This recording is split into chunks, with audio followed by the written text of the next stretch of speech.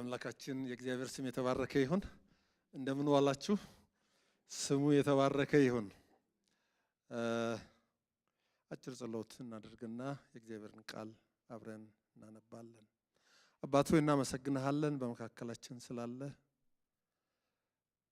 ቃልህን ልትገልጥልን እግዚአብሔር አምላካችን ሆይ ለልባችን ልትናገረን በመካከላችን ስላለ እግዚአብሔር አምላካችን ሆይ ቃልህን እንደምናገረው በመካከልዋ የሚመላለስ ተብሎ የተባለልህ በቤተክርስቲያን መካከል ያለህ ጌታ ዛሬም በእኛም መካከል ስላለ ክብር ላንተ ይሁን። አሁንም መንፈስ ቅዱስ የቃልን እውነት እንድትገልጥልን ክርስቶስን በመካከላችን እንድታከብር ደግሞም ጌታ ሆይ መንገዳችንን እግዚአብሔር አምላካችን ሆይ ወደፊታችንን ሁሉ ለታመኑ ልጆች ያሳልፈን እንሰጣለን። የቃል ጉልበት እንዲያገኘን ልባችንን እንድነካ ላንተ እንድንኖርልህ ጌታ ሆይ ላንተ ደቀ መዝሙር እንድንሆን ደግሞ ሌሎችንም ደቀ መዝሙራት እንድናፈራ እግዚአብሔር አምላካችን ሆይ እንድታግዘን ለምናለን። በስምህ ጊዜው የተባረከ ይሁን በኢየሱስ ስም አሜን። ባለፈው እንደምታስታውሱት ዮሐንስ ራእይን ምዕራፍ 1 ነበር የተመለከትነው። ዮሐንስ ራእይ 1 ላይ በደንብ የተመለከትናቸው ሐሳቦች አሉ። ከቁጥር 1 እስከ 20 ነበር የተመለከትነው። እንግዲህ ዮሐንስ ራእይን እንግዲህ ለተወሰኑ ሳምንታቶች አብረን እንቀጥላለን። ስለዚህ ዘመኑ ቀርቧል በሚል ሐሳብ ነው የተመለከትነው። ዘመኑ ቀርቧል፣ የዘመኑን መቅረብ ነው የተመለከትነው። ስለዚህ የዘመኑ መቅረብን አስመልክቶ ቤተክርስቲያን ከወትሮ በበለጠ የትንቢቱን ቃል ማንበብ አለባት፣ መስማት አለባት፣ የተጻፈውን መጠበቅ አለባት የሚለውን ነው የተመለከትነው። ከዛም ስናልፍ በመንፈስ መሆን ይጠበቅብናል። በመንፈስ መሆን በምንልበት ጊዜ የምንጸልይ ሰዎች መሆን አለብን፣ የምንጾም ሰዎች መሆን አለብን። ደግሞም ሁል ጊዜ በእግዚአብሔር ፊት የእግዚአብሔርን ፊት የምንፈልግ ሰዎች መሆን አለብን የሚለውን ተመልክተናል። ሌላ ደግሞ ክርስቶስን ማየት አለብን ነው ያልነው። ሶስተኛ ላይ ክርስቶስን ማየት አለብን። በመካከላችን ያለውን ኢየሱስን ማየት አለብን። እሱን ካየን እሱ በቤተክርስቲያን መካከል የሚሄድ ስለሆነ እርሱን መመልከት አለብን በሚለው ሐሳብ ነው የተነጋገርነው። ምዕራፍ 2 ነው ዛሬ የምንቀጥለው። ምዕራፍ 2 ከቁጥር 1 ጀምሮ እስከ 7 ያለውን ነው ዛሬ የምንመለከተው። ምዕራፍ 2ን አብረን እናነባለን። ምዕራፍ 2 ከቁጥር 1 ጀምሮ እስከ 7 ያለውን ብቻ እንመለከታለን ዛሬ። በኤፌሶን ወዳለው ወደ ቤተክርስቲያን መልአክ እንዲህ ብለህ ጻፍ። በቀኝ እጁ 7ቱን ከዋክብት የያዘው በሰባቱም የወርቅ መቅረዞች መካከል የሚሄደው እንዲህ ይላል፣ ስራህንና ድካምህን ትዕግስትህንም አውቃለሁ።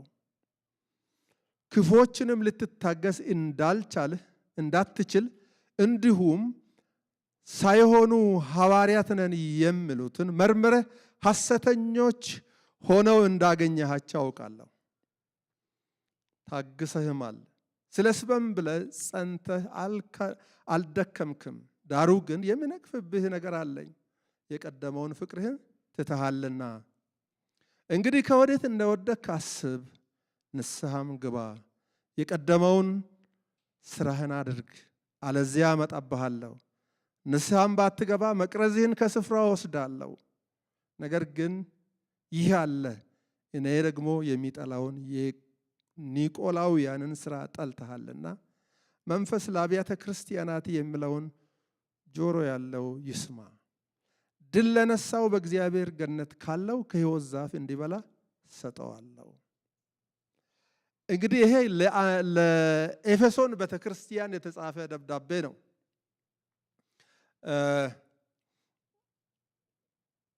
የኤፌሶን ቤተክርስቲያን የምትገኘው አሁን በዚህ ጊዜ ያለው ካርታ ያነ በኤዥያ ማይነር ውስጥ ወይንም በትንሹ ኤዥያ ውስጥ ነው የምትገኘው። ካርታውን አንደ ብታወጣለኝ የኤፌሶን ቤተክርስቲያንና 7ቱ አብያተ ክርስቲያናት የት እንዳሉ የሚያመለክት ካርታ አለን። 7ቱ አብያተ ክርስቲያናቶች ተመልከቱ። የኤፌሶን ቤተክርስቲያን መካከል ላይ ነው ያለችው። ከላይ ጴርጋሞን አለ፣ ቲያጥሮን አለ፣ ሰርምነስ አለች፣ ሰርደስ አለች፣ ፊላደልፊያ አለ፣ ሎዶቅያ አለ። እነዚህ ሁሉ በዙሪያው ነው ያሉት። ዮሐንስ ደግሞ ሆኖ የሚጽፈው ከፍጥሞ ደሴት ነው። ውሃ ውስጥ ተመልከቱ። ወደ 58 ማይል ከመሬት ወጣ ያለች ናት እቺ የፍጥሞ ደሴት።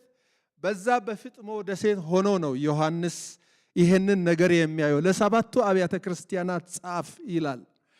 የኤፌሶን ቤተክርስቲያን የዛ አካባቢ አውራጃ ዋና ከተማ ናት እና ደግሞ ለሷ ብቻ ለአገሩ ብቻ ሳትሆን ኤፌሶን የፖለቲካ ማዕከል ናት። እንደገና ደግሞ የክርስትና ማዕከል ናት። ብዙዎች ወንጌል የሰበኩባት፣ ሐዋርያ ጳውሎስ ወንጌል የሰበከበት እዛ ነው። 3 ዓመት የቆየበት ስፍራ ነው። እሱ ብቻ አይደለም፣ ጢሞቴዎስ መጋቢ ሆኖ የሚያገለግልበት ስፍራ ነው። ሌላ ደግሞ ሐዋርያው ዮሐንስ ራሱ እዛ በመጋቢነት ያገለገለበት ስፍራ ነው። ታሪክ የሚነግረን የኢየሱስ እናት ማርያምም እዛ ኖራ ቆይታ የሞተችበት ስፍራ ነው። ስለዚህ ይሄ ኤፌሶን በጣም ታዋቂና ጠቃሚ ቦታ ነው እና ኤፌሶን ስለዚህ ከሰባቱ አብያተ ክርስቲያናት ቅድሚያ ሰጥቶ ለኤፌሶን ነው ደብዳቤውን ኤፌሶንን አንድ ብሎ የሚጽፍበት አንዱ ምክንያት እሱ ነው። በትንሿ እስያ ዋና ከተማ ነች። የባህርና የየብስ ንግድ ዋና ማዕከል ነበረች። በምስራቅ ሮም ግዛቶች እንግዲህ ሮም ነው ዓለምን የገዛውና ከነበሩት ማዕከላት ከእስክንድሪያና ከሶሪያ ቀጥላ ኤፌሶን ትልቅ ቦታ የነበራት ናት። ኤፌሶን እሱ ብቻ አይደለም፣ የአምልኮም ሰንተር ነበረች። እቺ የአርጠምስ የጣዖት ቤተ መቅደስ የነበረውም እዛ ነውና አርጠምስም ዳያናም የነበረችው እዛ ነው። ስለዚህ ከዚህ የተነሳ እነዚህ ጣዖትን የሚያመልኩ ሰዎች በጣም የሚሄዱባት ዳያና የምትባለው ደግሞ ቤተ ጣዖት የፈርቲሊቲ ጎድ የምትባለው ያለችበት ከተማ ነው። ያ ትልቅ ከተማ ነበረች። ሌላው ቤተ ጣዖት ብቻ ሳይሆን አርጠምስ እንደ ባንክ ታገለግላለች ይላል ታሪክ። እንደ ባንክ ስለምታገለግል ነገስታቶች ሁሉ ገንዘባቸውን አምጥተው እሷ ጋር ያስቀምጣሉ። ነጋዴዎች ሁሉ እዛ ነው የሚደብቁት። የባንክ ሲስተም በዓለም ባልነበረ ጊዜ እዛ ኤፌሶን ላይ ባለች በአርጠምስ የባንክ ሲስተም ሁሉ የነበረበት ስፍራ ነው ይላል ታሪክ። ስለዚህ ሐዋርያ ጳውሎስ 3 ዓመት ሙሉ ያገለገለበት ነው። ሐሰተኞች እንደምነሱ ትንቢት ሁሉ ተናግሮ ነው። ምዕራፍ 20 ላይ ቁጥር 28 በሚታዩበት ጊዜ እኔ ከሄድኩ በኋላ ተኩላዎች ይነሳሉ ብሎ ያለው የተፈጸመበትና የሐሰት ትምህርትም የፈላበት ስፍራ ነው።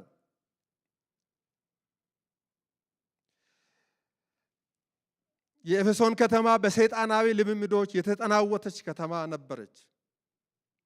ብዙ ክፋት ይናወዝባት ነበር። በዓለም ነገሮች እንደታወቀች ሁሉ በክርስትናም ከፍተኛ ትኩረት የነበራት ማዕከል ነበረች። እነ ሐዋርያ ጳውሎስም አቅላና ጵርስቅላም እዛ አገልግለዋል። አጵሎስ እዛ አገልግለዋል። ጢሞቴዎስ እዛ አገልግለዋል። ታሪክ እንደሚነግረን ዮሐንስ እዛ አገልግለዋል። ስለዚህ የክርስትና ማዕከል ነበረች ማለት ነው ኤፌሶን። ሐዋርያ ጳውሎስ በኤፌሶን ብቻ ሳይሆን በእስያ ሁሉ የሰበከበት ታሪክ ደግሞ ተገልጿል። በተለይ በወርቅ አንጥረኛው የተገለጸበት የወንጌል ማዕከል የሐዋርያ ሥራ ምዕራፍ 19:23ን ብታነቡ አንድ ሰው ቢያነብልኝ፣ ዳኒ አንብብልኝ። የሐዋርያ ሥራ ምዕራፍ 19 ቁጥር 23 እስከ 27 ያ አንጥረኛ ሐዋርያ ጳውሎስ እንዴት በኤፌሶንና በዙሪያዋ ጳውሎስ እንዴት እንደሰበከ ያልደረሰበት የለም ነው የሚለው። ጳውሎስ ያልደረሰበት የለም። ምን ኤፌሶንን ብቻ ምን አርጠምስን ብቻ እሱ እኮ ያልገባበት ቦታ የለም ይላል። የሐዋርያ ሥራ ምዕራፍ 19:23 እስከ 27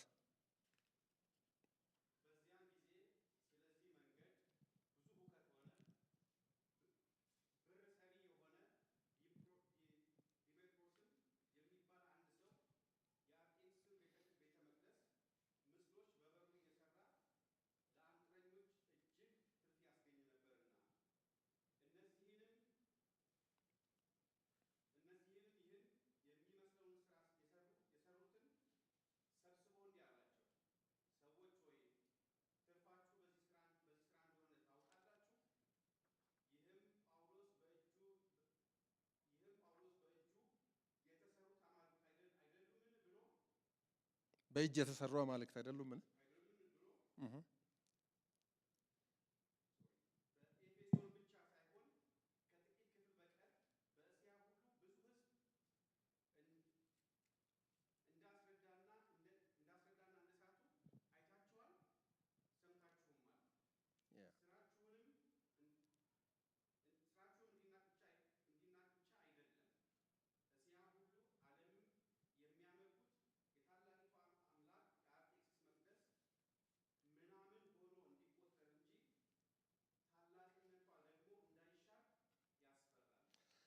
እንግዲህ ያ አንጥረኛው ጳውሎስ ያልደረሰበት የለም።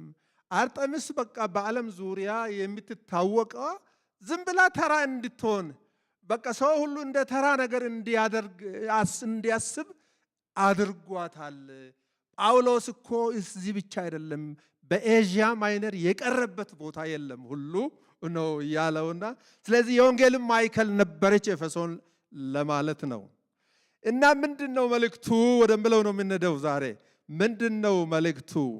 መልእክቱ ምን እንደሆነ አሁን ካነበብነው ክፍል ላይ ቤተክርስቲያን በእግዚአብሔር እይታ ምን ትመስላለች የሚል ነው መልእክቱ ዛሬ የምንመለከተው። ቤተክርስቲያን በእግዚአብሔር እይታ የኤፌሶን ቤተክርስቲያንን እግዚአብሔር እንዴት አያት? ቤተክርስቲያን በእግዚአብሔር እይታ ምን ትመስላለች የሚል ርዕስ ነው የሰጠሁት። ይህንን ርዕስ ሲሰጥ እንዳውም በኔ ጽሑፍ ላይ ምንድነው ያለ? አንጾኪያ በእግዚአብሔር እይታ ብያለሁ። አንጾኪያ ልክ ትክክለኛ አፕሊኬሽን ስንመለከት እዛ ላይ አልተጻፈም። አንጾኪያ በእግዚአብሔር እይታ ዋና ርዕስ ነው። ሌላው ደግሞ እኔ በእግዚአብሔር እይታም የሚል ደግሞ ሌላ አፕሊኬሽን አለ። እኔ በእግዚአብሔር እይታ፣ እኔ በእግዚአብሔር ቃል እይታ ምን እመስላለሁ የሚለውን አብረን እንካፈላለን። 3-4 ነጥቦችን አነሳለሁ። በዚህ ቁጥር አንድ እንደዚህ ይላል፣ በኤፌሶን ወዳለው ወደ ቤተክርስቲያን መልአክ እንዲህ ብለህ ጻፍ፣ በቀኝ እጁ 7ቱን ከዋክብት የያዘው በ7ቱም የወርቅ መቅረዞች መካከል የሚሄደው እንዲህ ይላል። በዚህ ቁጥር 1 ላይ ያለውን ሐሳብ እንደዚህ ብየዋለሁ። የመጀመሪያው ነጥብ እግዚአብሔር እይታ ላይ አገልጋዮቿም ሆኑ አጠቃላይ ቤተክርስቲያን ሁል ጊዜ በእግዚአብሔር ዓይን ፊት ናቸው። አገልጋዮችም የቤተክርስቲያን አባላትም ቤተክርስቲያን ራሷ በእግዚአብሔር ዓይን ፊት ናት ወይም ናቸው። ለምንድን ነው እንደዚህ የሚለው መልእክት የመጣው? እንዲህ ይላል፣ በቀኝ እጁ 7ቱን ከዋክብት የያዘው ይህ ይልና ምንድን ነው የሚለው? በኤፌሶን ወዳለው ቤተክርስቲያን መልአክ እንዲህ ብለህ ጻፍ ነው የሚለው። የቤተክርስቲያን መልአክ የሚለው ቃል ቤተክርስቲያንን የሚያገለግሉ አገልጋዮችን ነው። ቤተክርስቲያን መልአክ የሚለው ሰዎች የተለያዩ ትርጉም ይሰጡታል። ነገር ግን ትኩረቱ ምንድነው? መልእክት ነው እየደረሰ ያለው። ለኤፌሶን መልእክት እየደረሰ ነው ያለው። ለኤፌሶን የሚደርሰውን መልእክት የሚቀበሉና የሚያስተላልፉ አገልጋዮች አሉ። ለሰባቱም ቤተክርስቲያን ምንድነው የሚለው? ለመልአኩ ይላል። ለአገልጋዩ ነው የሚለው ብዙ ትርጉሙ ለአገልጋይ፣ እዛ ለሚያገለግሉ በስደት ውስጥ ላሉ አገልጋዮች፣ በስደት በችግር ውስጥ ላሉ ተበትነው የሚያገለግሉ አገልጋዮች እንዲህ ብለህ ጻፍ ነው የሚለው። በቀኝ እጁ 7ቱን ከዋክብት የያዘ። 7ቱ ከዋክብት አገልጋዮቹ ናቸው። በሰባቱም ቤተክርስቲያን ውስጥ የነበሩ መሪ አገልጋዮች ናቸው። በቀኝ እጁ ነው የተያዛችሁት ነው የሚለው። እናንተ በችግር ውስጥ ሆናችሁ የምታገለግሉ የእግዚአብሔርን መንግስት የሚያገለግሉ እግዚአብሔር ያውቃችኋል። በቀኝ እጁ ተይዛችሁ ነው ያላችሁት። በቀኝ እጁ ተይዛችሁ ነው ያላችሁት። በቀኝ እጁ 7ቱን ከዋክብት ያዘው ይላል። በሰባቱ ቤተክርስቲያን የሚያገለግሉ አገልጋዮችን ምን አድርጓል ማለት ነው? ጌታ በቀኝ እጁ ይዟቸዋል። በቀኝ እጁ 7ቱን ከዋክብት የያዘው ይህ የቤተክርስቲያን መልእክተኛ ወይም አገልጋይ፣ ይህ የሚያሳየው የቤተክርስቲያን አገልጋዮች ስልጣንና ቁልፍ በእግዚአብሔር እጅ ነው ያለው። የቤተ ክርስቲያን መሪና ባለቤት እግዚአብሔር ነው። የአገልጋዮቹ መሪ እርሱ ብቻ ነው። በቤተ ክርስቲያን ኢሚዲየት የሆነ ፕሬዘንስ በቤተ ክርስቲያን የሱ ፕሬዘንስ ነው። በቤተ ክርስቲያን ኢየሱስ ማዕከላዊ ነው። ለነዚህ ለሰባቱ ቤተ ክርስቲያን ሙገሳም ወቀሳም ቀርቦላቸዋል። የንስሐ ጥሪም ዝርዝር ተቀምጧል። በአንድ ስፍራ የሰዎችም ስም ሁሉ ተጠቅሷል።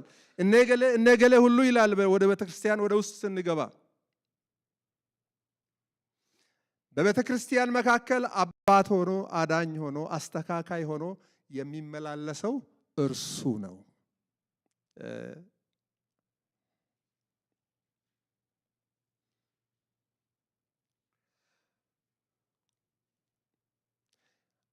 አገልጋዮቹን በቀኝ እጄ የያዝኩት እኔ ነኝ ነው የሚለው እግዚአብሔር፣ እናንተ አይደላችሁም። እርሱ ባይሆን የእርሱ እጅ ባይሆን ማን ታዞ ያገለግላል? እርሱ ባይዘን አገልጋዮች በርትታችሁ አገልግሉ። ጌታን የምታገለግሉ ሁላችሁም በዚህ ቤተክርስቲያን ያላችሁ ሁላችሁም ጌታን የምታገለግሉ ናችሁ። እና ምንድነው መልእክቱ? በርትታችሁ አገልግሉ። ማንም የቤተክርስቲያን ሽማግሌዎች ስለላኳችሁ ሳይሆን ፓስተሮች ስለተናገሯችሁ ሳይሆን በቀኝ እጅ የያዛችሁ ኢየሱስ ነው። እርሱ ነው የያዛችሁ። ምናልባት ወሪ የሚያደርጋችሁ ነገር ሊኖር ይችላል። ምናልባት ብዙ አይነት ነገር የሚረብሽ ነገር ሊኖር ይችላል። ያልተሟላ ነገር ሊኖር ይችላል።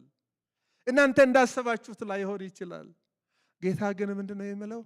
እኔ ነኝ ኢሚዲየት የማያችሁ እኔ ነኝ። በቀኝ እጄ ውስጥ ነው ያላችሁት። እውነት እኔ ይህን ቃል ሳጠና በጣም ነው ኢንካሬጅድ የሆንኩት። ኢየሱስን አይተን እንድናገለግል ነው አይደል? ለመጽሐፍ ቅዱስ ራሱ በዕብራውያንም በሌላም ክፍል ኢየሱስን ተመልከቱ አይደል የሚለን። ኢየሱስ ደግሞ አሁን ሐዋርያ ጳውሎስ ወይም የዕብራውያን ጻፊ ተመልከቱ እንደሚለው ሳይሆን አሁን ኢየሱስ ምን ይላል? በእጄ ናችሁ። ክብር ለእርሱ ይሁን። በእጄ ናችሁ፣ ለዛውም በቀኝ እጄ በስልጣኔ ስር ነው ያላችሁት። የጎደለ ነገር ሊኖር ይችላል። የእግዚአብሔር ቤተሰቦች ፊዚካሊ የሚጎድል ነገር ሊኖር ይችላል። በዓለም ላይ የምናያቸው ነገሮች በእኛ ላይ ላይታዩ ይችላሉ። ማግኘት አለብን ብለን የምናስበው ላናገኝ እንችላለን። ነገር ግን በጌታ እጅ ነው ያለነው። ጌታ የሚበቃንን ያውቃል። የሚበቃንን ነገር ጌታ ያውቃል። ከዚህ የተነሳ አንዳንድ ጊዜ ወሪድ እንሆናለን፣ እንደ አገልጋዮች ወሪድ እንሆናለን። ጌታ ግን ምንድነው የሚለው? በእጄ ናችሁ።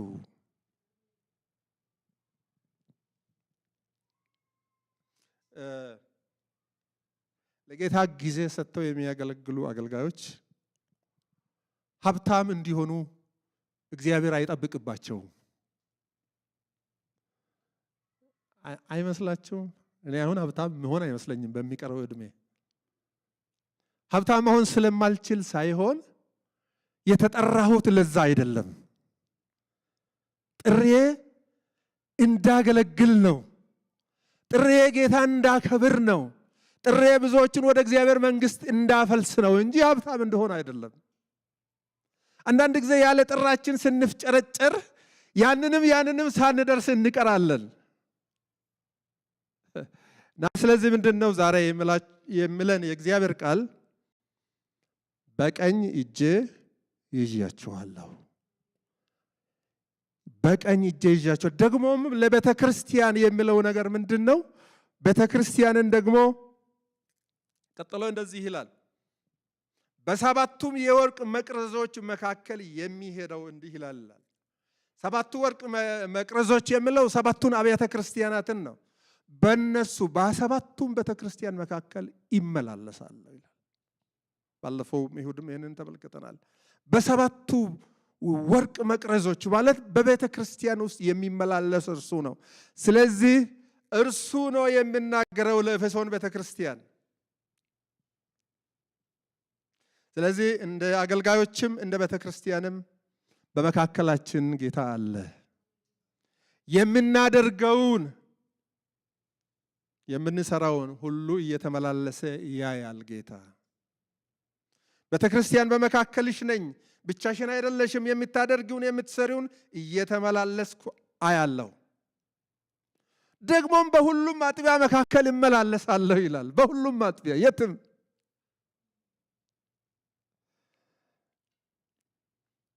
እንደ አገልጋዮች ማየት ያለብን ኢየሱስን ነው። በቀኝ እጁ መያዛችንን ከተረዳን ማገልገል ነው ያለብን። ሌላ ነገር ማሰብ የለብን። ጌታ በቀኝ እጁ ከያዘኝ ምን ጠብቃለሁ? ማገልገል ነው። ምድራዊውን ነገር ትቶ ማገልገል ነው ማለት ነው። ስለዚህ በፊታችን ያለውን ሩጫ በትዕግስት መሮጥ ነው። በቤተክርስቲያን መካከል የሚሄድ እርሱ ነው። ሁለተኛ የምናገረው የእግዚአብሔር ቃል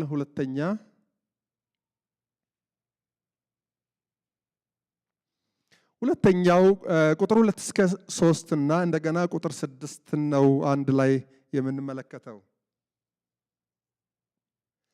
ምንድነው ሁለተኛው ሐሳብ? መልካም ምግባርሽና ተግባርሽ በእግዚአብሔር ዘንድ ገሃድ ነው የሚል ነው። የቤተክርስቲያን መልካም ምግባርና ተግባር በእግዚአብሔር ዘንድ ገሃድ ነው። እንግዲህ ምግባርና ተግባር ብያለሁ። ምግባር ባህሪ ነው፣ ተግባር ደግሞ የምንሰራው ስራ ነው። ስለዚህ መልካም ምግባርሽና ተግባርሽ በእኔ ዘንድ ግልጽ ነው፣ ይታወቃል። እኔ አውቃለሁ ምን እንደሰራሽ፣ ምን መልካም ነገር እንደሰራሽ አውቃለሁ፣ ምን መልካም እንደሆንሽም አውቃለሁ። እዚህ ላይ አውቃለሁ የሚል ቃል ታገኛላችሁ በተደጋጋሚ። ምን ይላል? ቁጥር 2ን ተመልከቱ።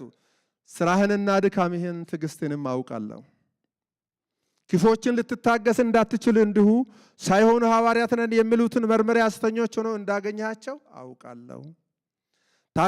ታግሰህማል፣ ስለ ስሜም ብለህ ጸንተህ አልደከምክም ይላል ቁጥር 4 ላይ። ቁጥር 6 ላይ ደግሞ ነገር ግን ይህ አለ፣ እኔ የሚጠላውን የኒቆላውያንን ስራ ጠልተሃልና ይላል።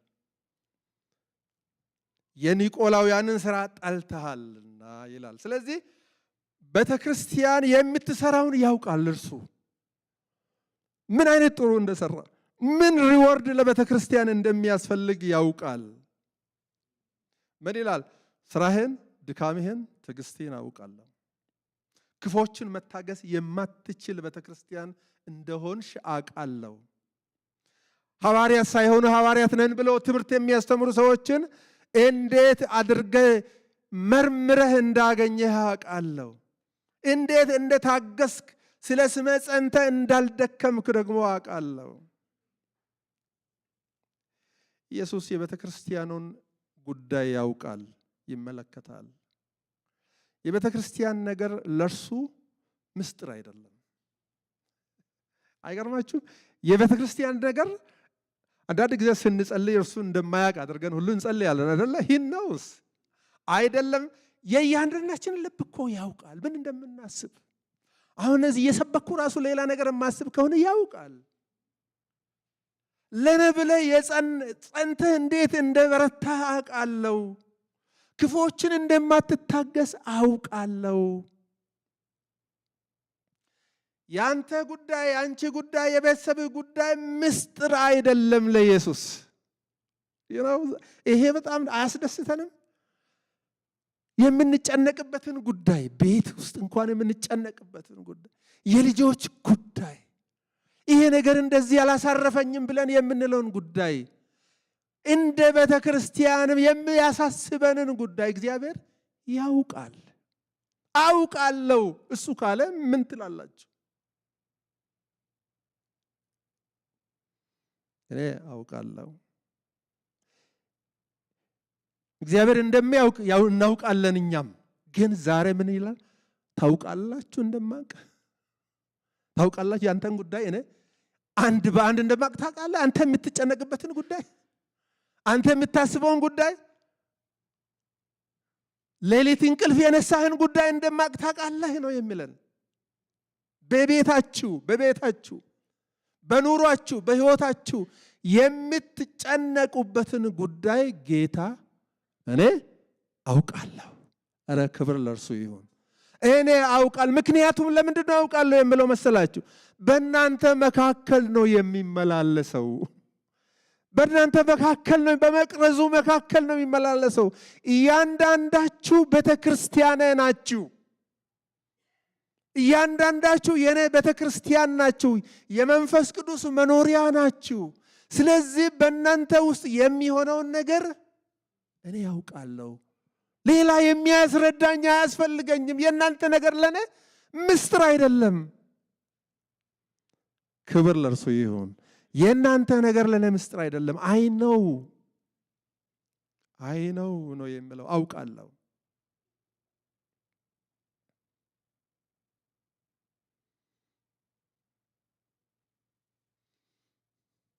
በሙሉ ኃይል ሳትቆጠብ የጌታን ነገር ስትፈጽም፣ ለጌታ ነገር ስትሯሯጥ ከሆነ ያውቃለሁ። የጌታ ነገር ሲገድህ አውቃለሁ። እንቅልፍ ስነሳህ አውቃለሁ። ለጌታ ክብር ብለህ ማንንም ሳታይ ምንም ነገር ስታደርግ አያለሁ፣ አውቃለሁ። ውዳሴ ፈልገህ ክብር ፈልገህ አንድ ነገር ፈልገህ ሳይሆን ጌታ ይክበርበት ብለህ ራስህ ለፍተህ ስትሰራ እኔ አውቃለሁ።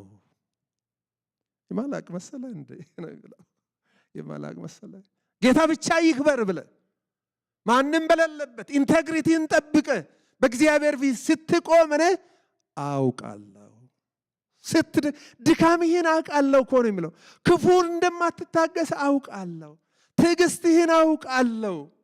ሐሰተኞችን መርምረ ሐሰተኛ መሆናቸውን እንዳገኘ ደግሞ አውቃለሁ። ክብር ሳትፈልግ እየተዋረድክ እንደምታገለግል አውቃለሁ።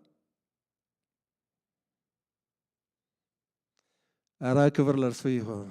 እርሱ ሁሉ ነገራችንን ያውቃል። ጓዳ ጎድጓዳችንን ያውቃል። ክብር ለእርሱ ይሁን። ይህም ብቻ አይደለም።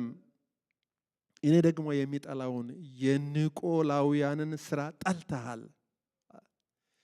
እኔ የሚጠላው የኒቆላውያን ስራ አለ። የኒቆላውያን ስራ ምንድን ነው? ኒቆላዎስ የሚባለውን ታውቃላችኋል? ሐዋርያ ሥራ ምዕራፍ 6 ላይ ኒቆላዎስ የተባለው በሐዋርያ ሥራ 6 ላይ ዲያቆን ሆኖ የተመረጠ ሰው ነው። እርሱ ያመጣው አንድ አዲስ ትምህርት ነበረ። ምንድነው ትምህርቱ? ክርስቶስ ነፃ አውጥቶናል። ስለዚህ የፈለግነውን ማድረግ እንችላለን። ጣዖትን ማምለክ እንችላለን። ለጣዖት የተሰዋን መብላት እንችላለን። ዝሙት መስራት እንችላለን ብሎ ቤተክርስቲያን ውስጥ ከፍተኛ ዲቪዥን የፈጠረ ሰው ነው። ስለዚህ እግዚአብሔር እኔ እሱን ጠልቻለሁ፣ አንተም ጠልተሃል፣ ይህንንም አውቃለሁ ይላል። ይህንንም አውቃለሁ። ኒቆላዎስ ያመጣውን የእሱን ትምህርት ከዛ እንደውም ኒቆላዎስ ከዛም ትምህርት አልፎ ወደ ኖስቲሲዝሞች ገብቶ እነዚህ ማተር መጥፎ ነው፣ ስፒሪት ነው መልካም ብለው፣ ስለዚህ ስፒሪት ብቻ ነው እንጂ ክርስቶስ ስጋ አልለበሰም ብለው የሚያስተምሩ አሉ። ወደ እነዛ ሁሉ ገብቶ ቤተክርስቲያናትን ያመሰ ሰው ነው። ስለዚህ ያንን ጠልተሃል አንተ። ስለዚህ አንተ የምታደርገውን የምትጠላው ምን እንደሆነ አውቃለሁ ይላል። ስለዚህ እኔ የሚጠላውን የምትጠላ ስለሆንክ ያንንም አውቃለሁ። ይህን ስራ እኔም እጠላለሁ፣ አንተም ጠልተሃል። በኤፌሶን ከተማ ሰዎች የሚፈጽሟቸውን ኃጢአቶችና ክፋቶች ለመለማመድ ያመቻመቸ ሰው ነው ማለት ነው ያ ኒቆላዎስ። ሰዎችን ሳይሆን ስራቸውን ጠልቻለሁ፣ አንተም ጠልተሃል። በሁለተኛው ክፍለ ዘመን አይረነስ የተባለ የቤተክርስቲያን መሪ በጻፈው መጽሐፍ ላይ ይህ ኒቆላዎስ የሚባለው ሰውዬ ለዝሙትና ለጣዖት የተሰዋውን ሰዎች እንዲበሉ ያስተምር የነበረ ሰው ነው። የአይረነስ ተማሪም ጭምር ይህንን መጽሐፍ ሌላ መጽሐፍም ጽፏል። ኒቆላውያን በቤተ ክርስቲያን ውስጥ ገብተው እንደበጠበጡ እንደተቀላቀሉ ይናገራል። ከእውነተኛው ትምህርት ያፈነገጡ ሐሰትን የተለማመዱ ሰዎች ናቸው ይላል። ያንን ስራ እኔ ጠርቻለሁ፣ አንተም ጠልተሃል።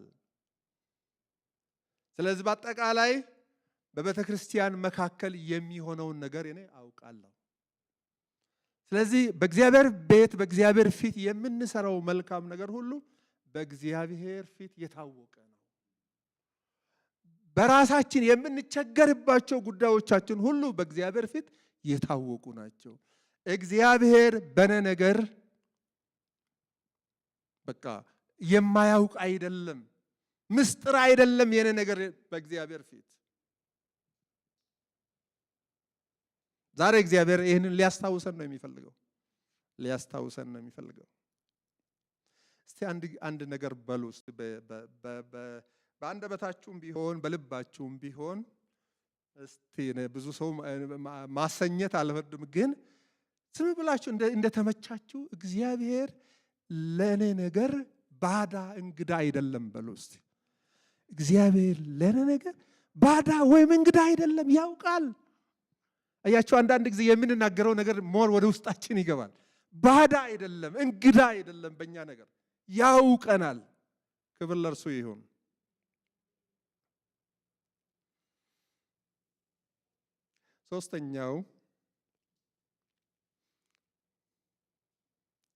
ሶስተኛው ቤተክርስቲያን ስለ ድካሟ ተነቅፋለች፣ ለንስሐም ተጋብዛለች። ቤተክርስቲያን ስለ ድካሟ ተነቅፋለች፣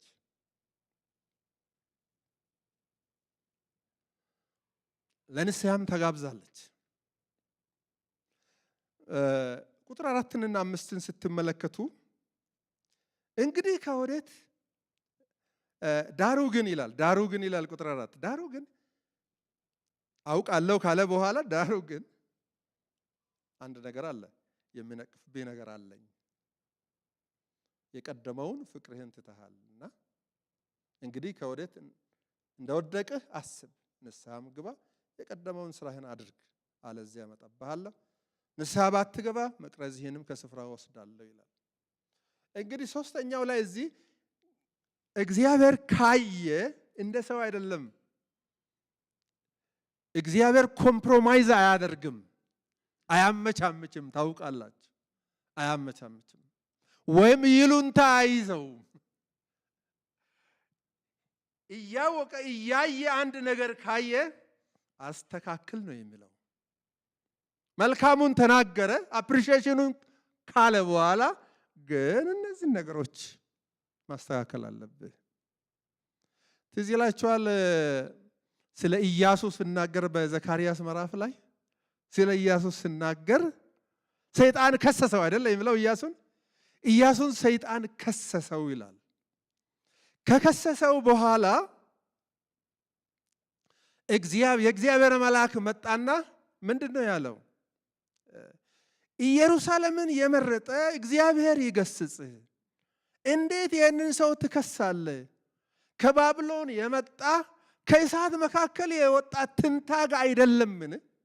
አይደለም ያለው? ከእሳት የወጣ ከዛ ከረመጥ ውስጥ ወጥቶ የመጣ ትንታግ ሲሆን እንዴት ትከሰዋለህ? እግዚአብሔር ይገስጽህ ካለ በኋላ እሱን ከሸኘ በኋላ ምን አለ? በኋላ ይሄንን ያደፈውን ልብስ አውልቁለት፣ ነጭ ጥምጣም አድርጉለት አለ። ሰይጣንን ካባረረ በኋላ በቃ ዝም ብሎ አይደለም ሰይጣን የከሰሰውና ከሰይጣን ጋር እኔ መደራደር አልፈለኩም። ነገር ግን አሁን እሱ ከሄደ በኋላ አውልቁለት፣ ነጭ ጥምጣምም አድርጉለት አለ። ከሰይጣን ጋር በእኛ ጉዳይ እግዚአብሔር አይደራደርም። ክብር ለእርሱ ይሁን። ምን ይላል? ቀጥታ ለኛ ነው የሚነግረን። ቀጥታ ለኛ ይነግረናል። ምንድነው ያለው? ግን ድካም አለብህ። ምንድነው ድካሜ? የሚነቅፍብህ ነገር አለ። የቀደመውን ፍቅርህን ትተሃል። ያኔ ወደ እኔ የመጣህ ጊዜ እኔን የምትወድበት ፍቅር ለየት ያለ ነበር። ያኔ አዲስ ክርስቲያን ሆነ በጣም ልዩ ሙቀት ነበረ። ያነ ጸሎት ትወድ ነበር። ያነ ቃሉን ማንበብ ትወድ ነበር። ያነ አምልኮ ትወድ ነበር። ያነ ከቅዱሳን ጋር ህብረት ማድረግ በጣም ትወድ ነበር። አሁን ግን ተቀዛቅዘሃል፣ እሱን ነቅፍብሃለሁ። መጀመሪያ ጌታን ስትቀበል የነበረ ኤክሳይትመንት ቀንሷል። አሁን ግን ምንድነው ይላል? ከወዴት እንደወደክ አስብ። ምን ማለቱ ነው መሰላችሁ? ለተሐድሶ የመጀመሪያ ነገር ምንድነው? የወደቅንበትን ማሰብ ነው። ለመታደስ ካስፈለገ የት እንዳለን ማሰብ ነው። ስለዚህ ምን አለ? ከወዴት እንደወደክ አስብ። ፍቅር ቀንሶብሃል፣ አገልግሎት ቀንሰሃል፣ ኢንቱዚያዝሙ ቀንሷል፣ ኤክሳይትመንቱ ቀንሷል። ያነ የነበረህና አሁን ያለህ ነገር አንድ አይደለም። ስለዚህ ከወዴት እንደወደክ አስብ፣ ንስሐ ግባ፣ የድሮውን ነገር እንደገና ቀስቅስ። ያነ አዲስ እንደነበርክ ፍሬሽ እንደነበርክ አሁንም ተመለስ ወደዛ ነው የሚለው።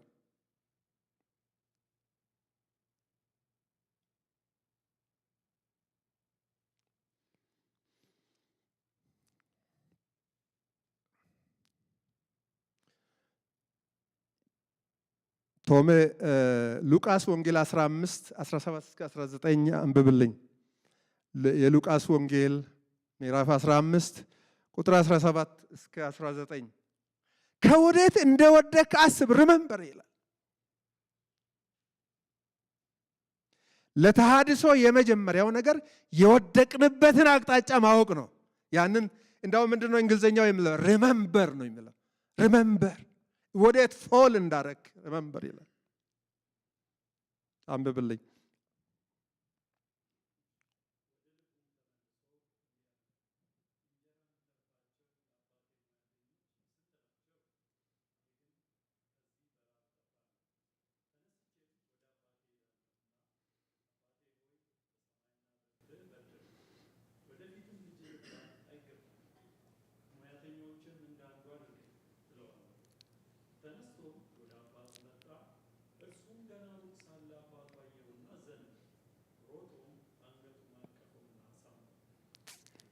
ጌታ ይባርክ። አሁን ምንድነው አሰበ ይላል። የጠፋው ልጅ ወደ ልቡ ተመልሶ አሰበ ይላል። ያ የጠፋው ልጅ ተመልሶ በአባቴ ቤት ስንት የሚበላ ነገር እያለ እኔ እዚህ እቸገራለሁ አለና አሰበ ይላል። አሰበና ከዛ በኋላ ምን አደረገ ይላል? ተመለሰ፣ ሄደ ይላል። ተመለሰ። ስለዚህ ምንድነው ሪመምበር፣ ወዴት እንደወደክ አስብ የሚለው ከዚህ ጋር ይገናኛል። ካሰብክ ከተመለስክ ከዛ ወደ ተሐድሶ ትገባለህ ማለት ነው። ንስሐ ግባ፣ መንገድህን ቀይር፣ መጀመሪያ የነበረህን ህይወትና ተግባር ፈጽም፣ አለዚያ እመጣብሃለሁ፣ ብርሃንህን ከስፍራ ወስዳለሁ።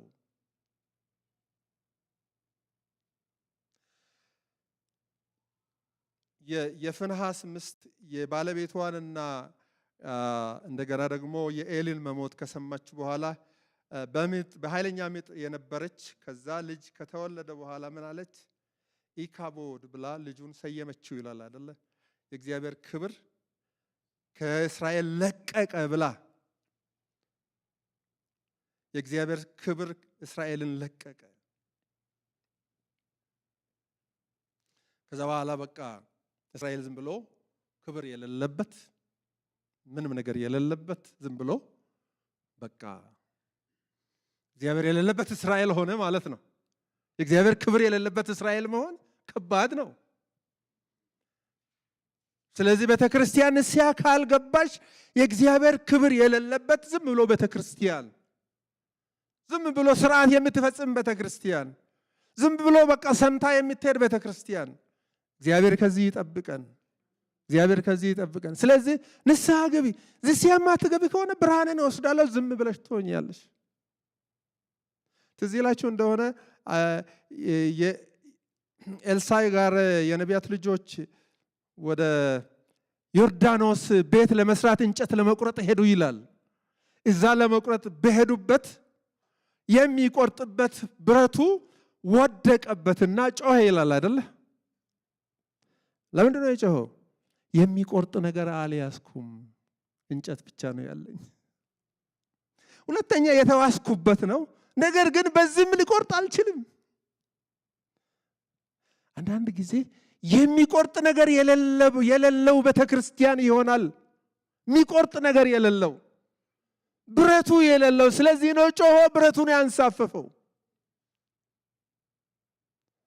ዛሬም ጌታ ብረቱን ያንሳፍፍልን፣ ብረቱን ያንሳፍፍልን። በእውነት የእግዚአብሔር ቤተሰቦች ካልሆነ ዝም ብሎ ቤተክርስቲያን እንሆናለን። ካልሆነ ምንም ነገር የሌለው ቤተክርስቲያን፣ የእግዚአብሔር ክብር ከሌለ ምን እንሰራለን?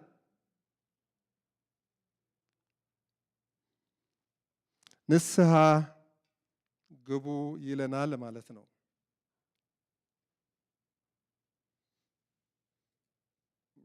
እንደዚህ ብዬ እጨርሳለሁ። ቤተክርስቲያን የእግዚአብሔርን ድምፅ ከሰማች ድል ነሺ ትሆናለች። የእግዚአብሔር ድምፅ መስማት ድል ነሺ፣ የዘላለም ሕይወት ተቋዳሽ ያደርጋታል። ስለዚህ ነው ቁጥር 7 ላይ መንፈስ ለአብያተ ክርስቲያናት የሚለውን ጆሮ ያለው ይስማ ይላል። ይሄ ለሰባቱ አብያተ ክርስቲያናት የተጻፈው ደብዳቤ ነው። ስለዚህ ስሙ ይላል። ከሰማችሁ ድል ነሺዎች ትሆናላችሁ። ስሙ ነው የሚለን የእግዚአብሔር ቃል። የዘላለም ሕይወት ደስታ አላት ቤተክርስቲያን። ተመልከቱ። እንዳው ምንድነው የሚለው ቁጥር 7 ወደ መጨረሻው አካባቢ ጆሮ ያለው ይስማ ካለ በኋላ ድል ለነሳው ለሰማኝ ማለት ነው በእግዚአብሔር ገነት ካለው ከሕይወት ዛፍ እንዲበላ ሰጠዋል። በቃ የዘላለም ሕይወት ሰጠዋለሁ ማለት ነው። የዘላለም ሕይወት ሰጠዋለሁ። ስለዚህ እንስማ፣ በእውነት እንስማ። ከሰማን ጌታ ይሰማናል። ጌታ በመካከላችን ነው ያለው። ለሚያገለግሉ በመካከላቸው በቀኝ እጃቸው አገልጋዮችን የያዘ እርሱ ነው። ደግሞ በቤተክርስቲያን መካከል የሚመላለስ እርሱ ነው። ሁል ጊዜ የሚያውቀን እርሱ ነው። ድካማችንን ያውቃል። ደግሞ እንድንበረታ ይፈልጋል። ቤተክርስቲያን የእግዚአብሔርን ድምፅ መስማት አለባት። የእግዚአብሔርን ድምፅ መስማት ድል ነሺ ያደርገናል። ከሕይወት ዛፍ እንድንበላ የዘላለም ሕይወት ወራሽ እንድንሆን ያደርገናል።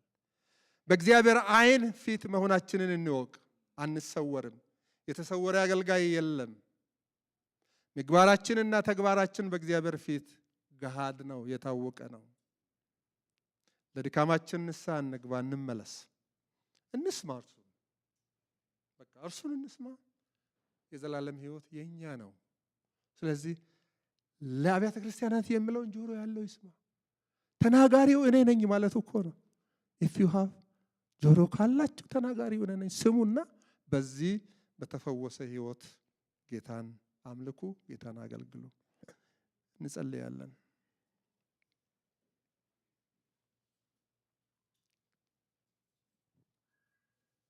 ሁላችንም ቆመን እንጸልይ። ጌታ የተናገረንን እናስብ። ጌታ የተናገረንን እናስብ።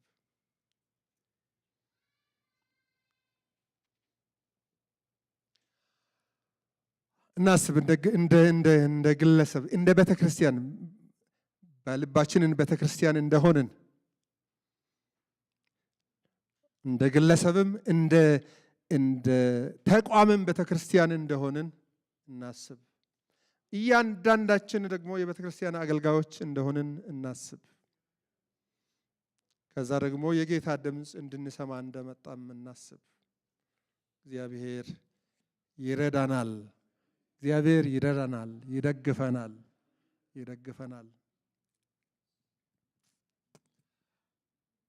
ጌታችን የሚ ጋር እንጸልያለን።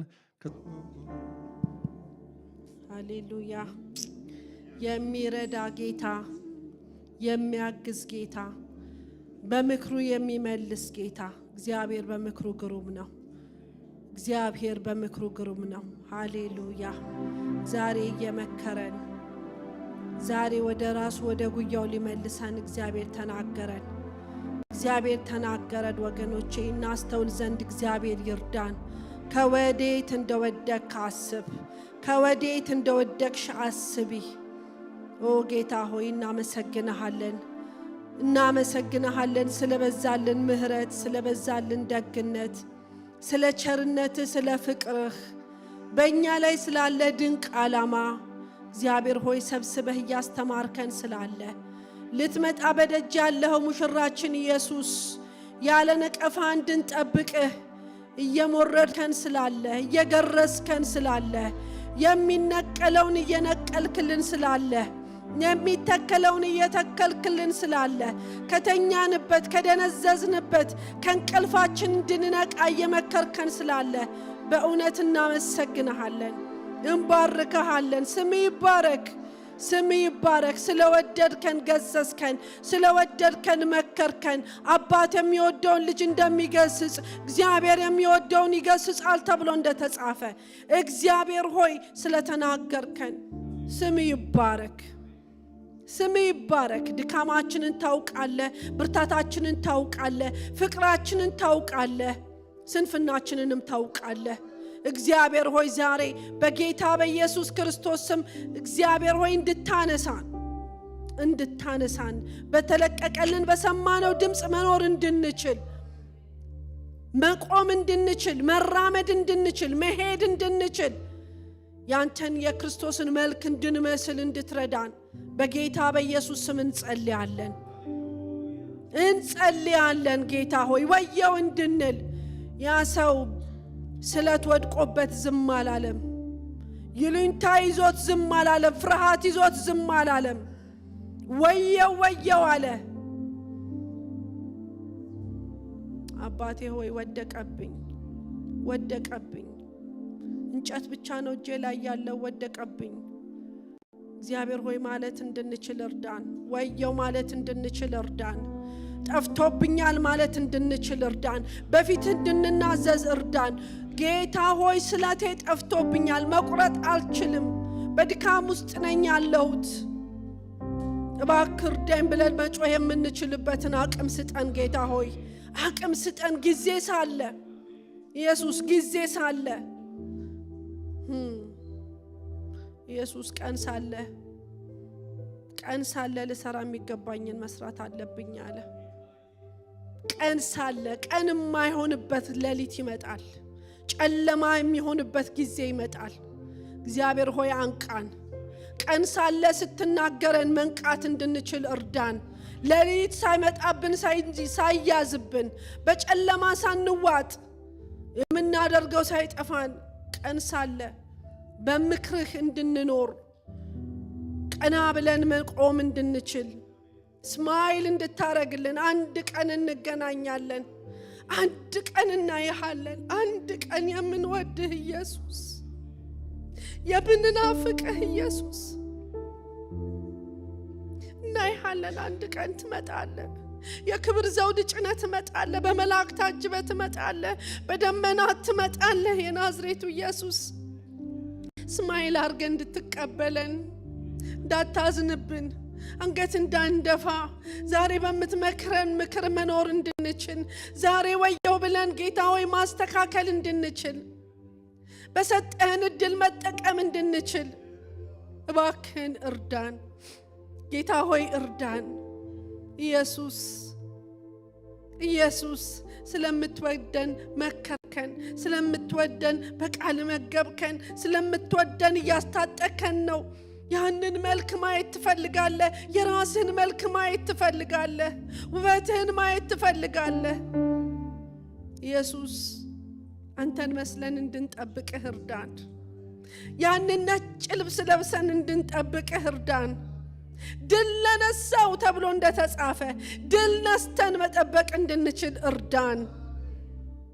እንወድሃለን፣ በጣም እንወድሃለን ኢየሱስ፣ በጣም እንወድሃለን። ብትወዱኝ ትእዛዜን ጠብቁ ብለሃልና ፍቅራችንን በመታዘዝ ፍቅራችንን እሺ ብለን በመግለጽ ፍቅራችንን መግለጽ እንድንችል ጸጋ ይብዛልን። መንፈስ ቅዱስ እናመሰግንሃለን። ክብር ይሁንልህ። እችን ቤተ ክርስቲያን ወደ አየህላት አቅጣጫ የመራሃት ስለሆነ እናመሰግንሃለን።